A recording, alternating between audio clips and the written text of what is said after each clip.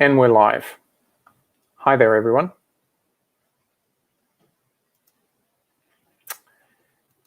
So, hello and welcome. I'm Sam Williams, digital change agent and creator of Accelerate, and I represent the 50-something generation. And I'm Drew McCarty, a coronavirus refugee and Accelerate advocate. I represent the 20-something generation. And together we'd like to invite you to participate in these Accelerate adaptive leadership sessions. Following the footsteps of last year's digital transformation program and as a way of chronicling what's unfolding with COVID-19. Every few days, we'll be putting together a live session to document and develop thoughtful dialogue around what we're calling the Great Adaptation.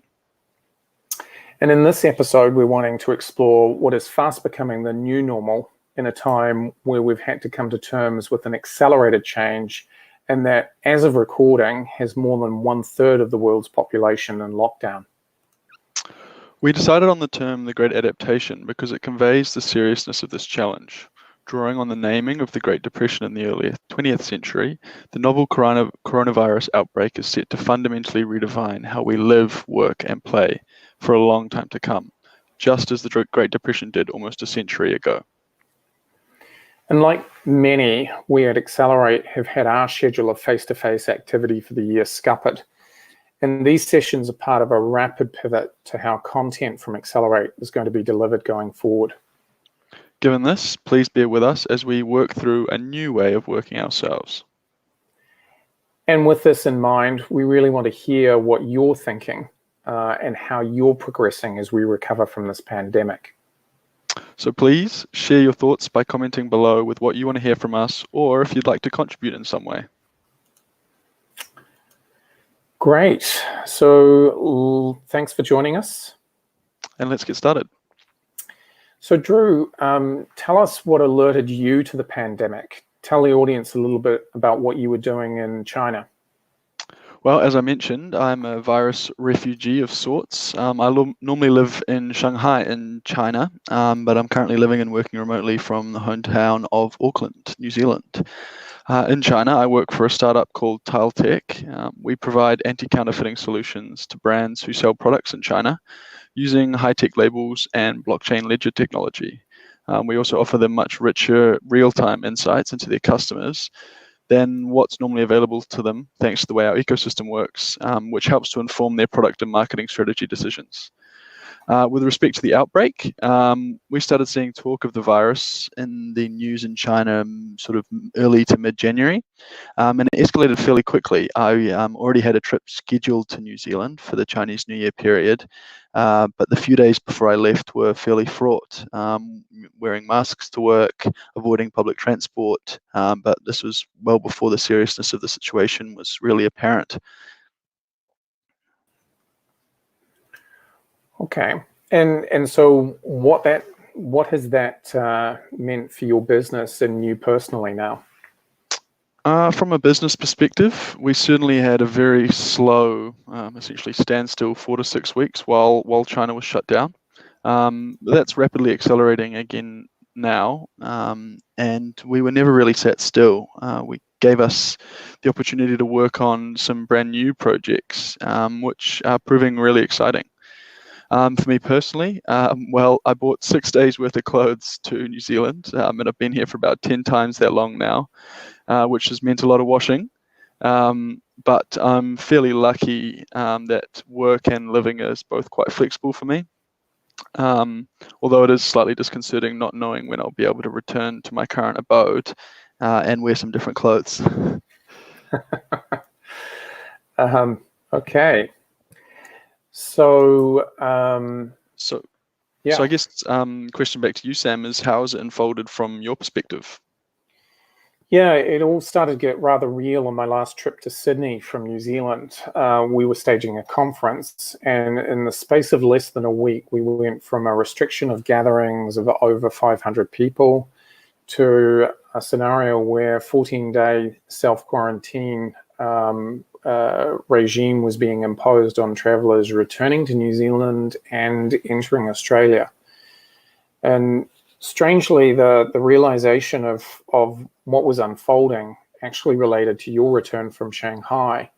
And coming to grips with this idea that there'd be a whole bunch of viral refugees popping up all around the world, and realizing just how much of the global economy China now represented. It's some 20% of global trade, and how it came to a halt in February. And it got me thinking about what the knock-on effects would be if other major economies had to go into lockdown like China. Lockdowns that we have subsequently seen. So I guess talking about the economic side of things, what have you seen in terms of your business? We've seen half our clients see this as a time to invest, and the other half of our clients pause what they're doing. So it's fair to say that while we've seen a 90% drop in movement in terms of traffic and people coming and going in New Zealand, what we've experienced as a services business is about a 30% drop in business for this time of year. Right. And what have been your broader observations given the current scenario? Yeah, that this has and will continue to come in waves. And those are waves of change and bringing with it new uncertainty.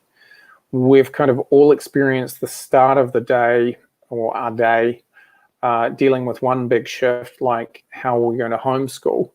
And then less than 12 hours later, we've had to rapidly scramble to adapt to life in lockdown. And I guess it's something that I'm curious that what have been your observations? Yeah, well, I very much agree with what you've said. This isn't something that we are going to be able to deal with and forget about. And it's certainly not something that we can deal with in one go. So as I said earlier, I think it's really going to reshape how we live, work, and play, the whole spectrum of our lives. I am most excited to see how people and businesses can grow and thrive in new ways. And I think there's a big part of that that's digital. But there's also plenty that we need to prepare for and support each other on. I guess that it's quite interesting, you know, this thing about how we can be of help to each other. And that kind of brings us to a section that we'd like to call hashtag "This is why we can't have nice things," which is a little bit about where we talk about the absurd and unforeseen and some of the darker side of the behaviors in a pandemic. And so, Drew, I think you've prepared an example from earlier. Yes, an example that doesn't relate to the terrible facial hair that I'm growing, but it does relate to this app, House Party, which I'd never heard about before the lockdown and really blew up in popularity in a big way.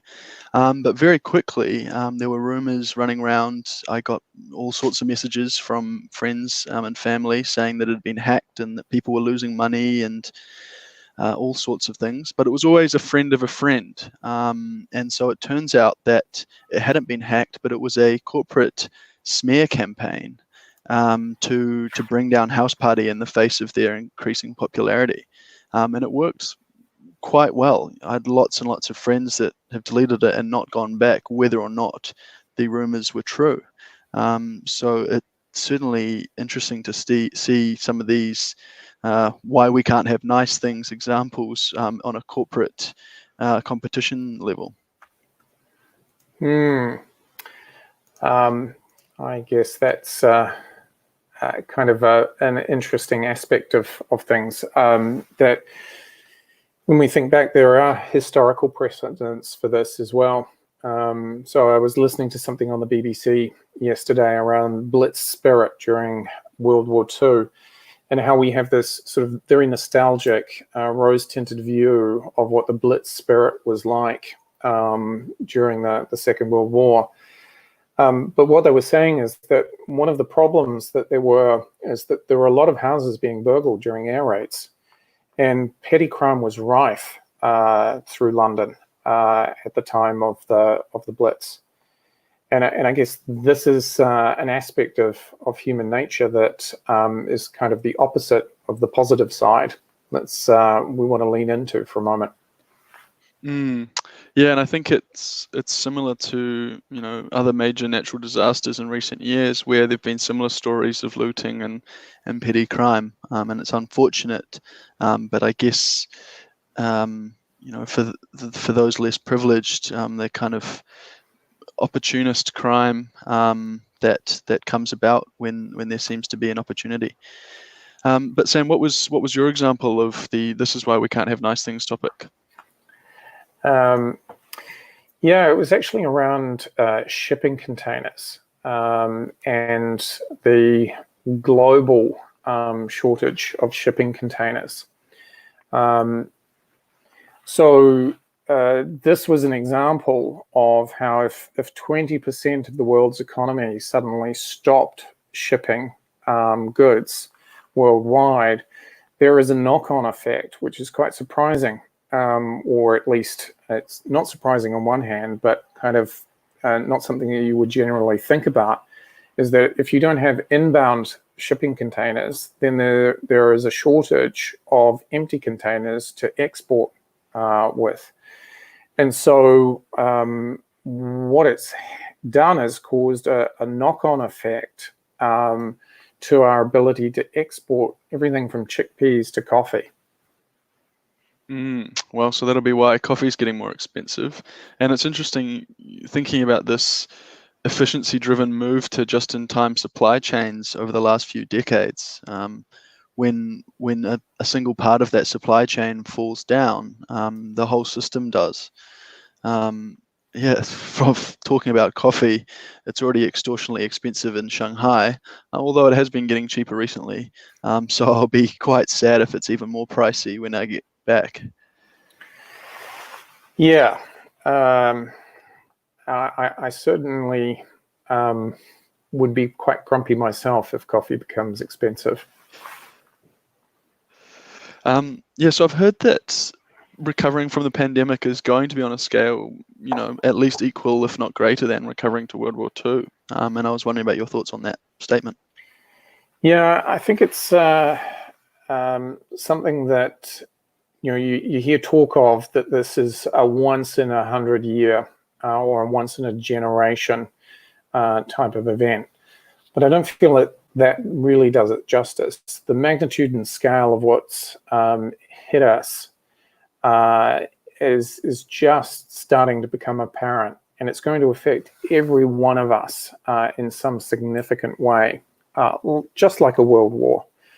We've seen 10 million people file for unemployment in the last 2 weeks in the United States. That's more than twice the population of New Zealand. And there's nothing in the historic economic playbooks to guide us around this. And I think it's very much going to be up to us to step up and take the mantle of adaptive leadership, especially when you see voids in terms of political leadership. I think it's very important for us as business leaders to really embrace this adaptation and find new ways to navigate what is fast becoming the new normal, and be able to learn from each other. Yeah, I very much agree. It's interesting thinking about, as you're saying, the economic playbook, because the traditional economic playbook really has to get thrown out the window. The ability for governments and central banks to use their traditional tools is going to fall down pretty quickly. So it's going to be really interesting, as a student of economics myself, to see what tools and levers get pulled. Economies like Spain are already talking and moving towards things like universal basic income, which gives us a really good opportunity to test some of these new economic tools. But I think the other good thing is that we've got a range of both digital leaders and more conventional business leaders to help guide us through this change on both sides of that equation. I think there's obviously a lot that needs to be done on the kind of political and business leadership side, but also this is part of the digital revolution, and it's really accelerating how we go digital. So it'll be very, very interesting to see how that plays out off the back of this this pandemic. Yeah, so never waste a good crisis, as they keep saying. So I guess that's all we have time for today. We're very interested in hearing from you as to what issues are up. Yes, and for any guests or contributors that might be interested in talking with us, please feel free to reach out as we navigate the Great Adaptation and establish what this new normal is for all of us. Thanks so much for tuning in, and as they say now, stay safe. And thank you from me. Stay safe. Great. Thanks, everyone, and I think that's what you would call a wrap.